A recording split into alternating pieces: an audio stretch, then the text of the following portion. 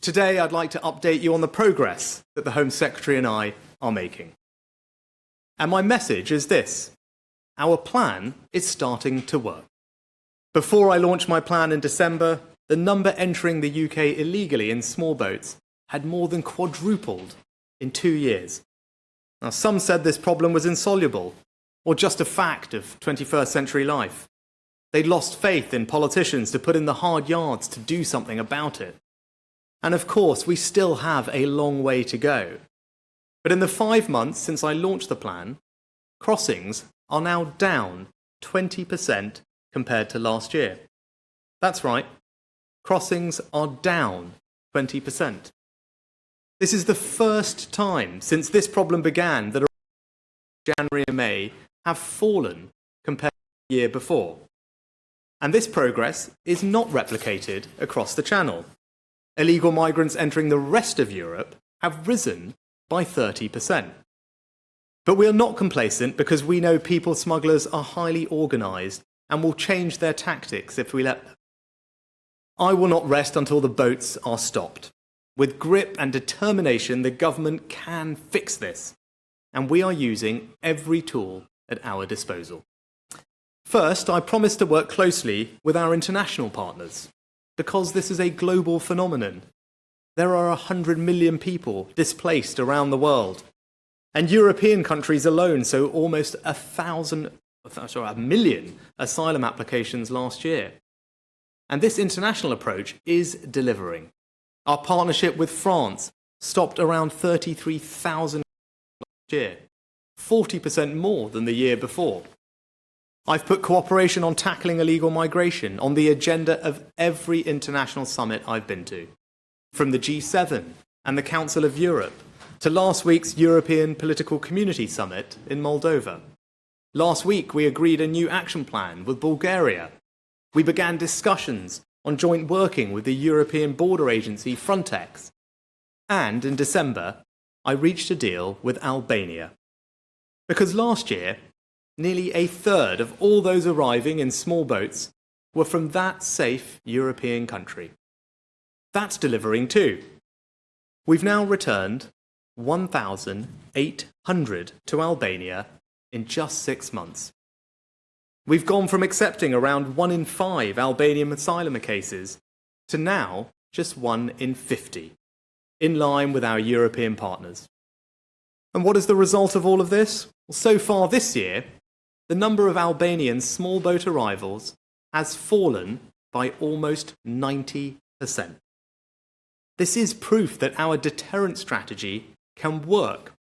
When people know that if they come here illegally, they won't get to stay, they stop coming. Now, second, I promise to improve enforcement.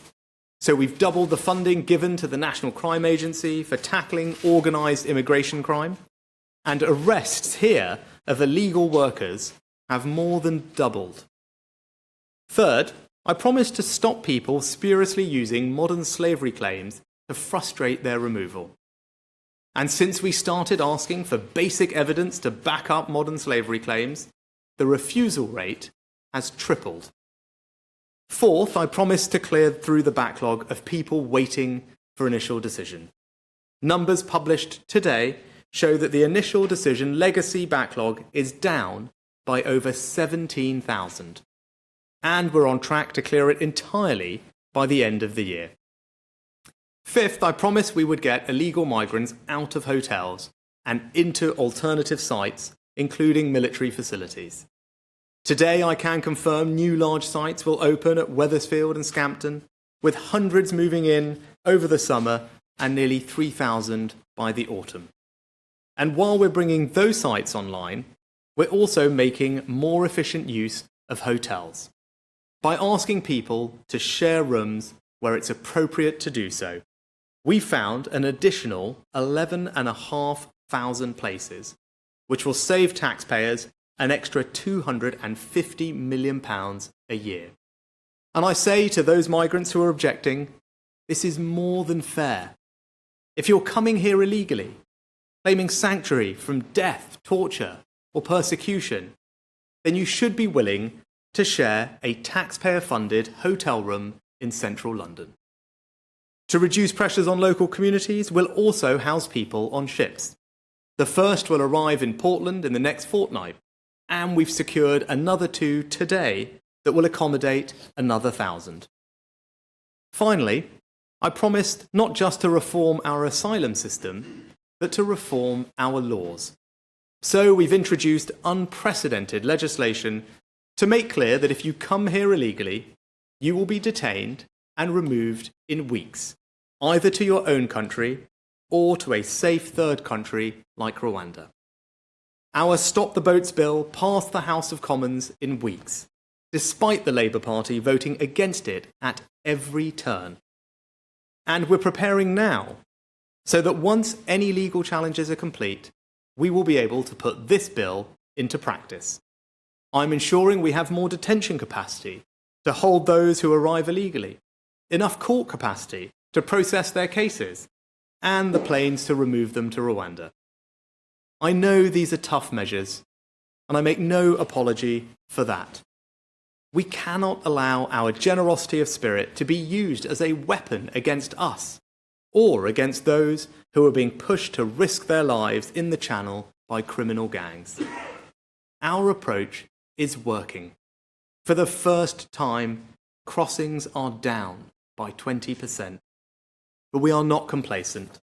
This won't be solved overnight, and people will continue to come this summer, which is why it is so important that we change the law. My policy is very simple. It is this country and your government who should decide who comes here, and not criminal gangs. I will do what is necessary to achieve it. I said I would stop the boats, and I meant it.